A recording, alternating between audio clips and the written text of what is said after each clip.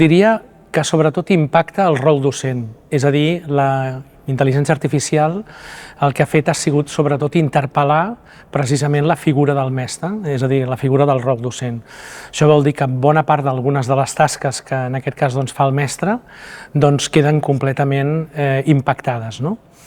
Jo diria en aquest sentit que no perdria ni un gram si puc aprofitar del tot la capacitat de la intel·ligència artificial per treure'm del damunt totes aquelles tasques burocràtiques per dedicar i invertir temps en els meus alumnes, en l'atenció personal.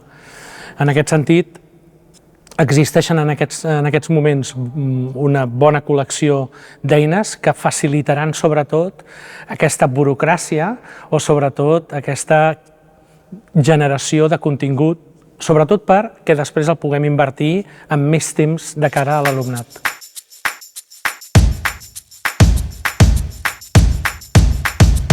Seria molt important que els mestres i els docents s'empoderessin molt d'aquestes eines, coneguessin la lògica tecnològica, és a dir, què s'entén per intel·ligència artificial, què s'entén per intel·ligència artificial generativa, què vol dir machine learning, què vol dir deep learning, per tant, que es familiaritzessin amb tots i cadascun dels termes que s'entén per intel·ligència artificial. I en segon lloc, que coneguéssim bona part dels aplicatius que existeixen en aquests moments i que fan algunes de les tasques que permetrien, en aquest sentit, aprofitar una didàctica més interessant a l'aula.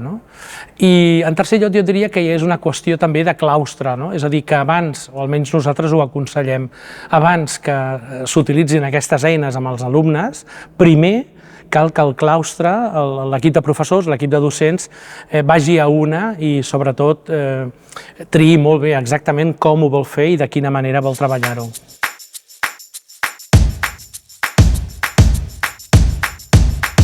Que no tinguin por. Això és com en el seu moment ho van ser les calculadores, doncs ara són les calculadores del segle XXI.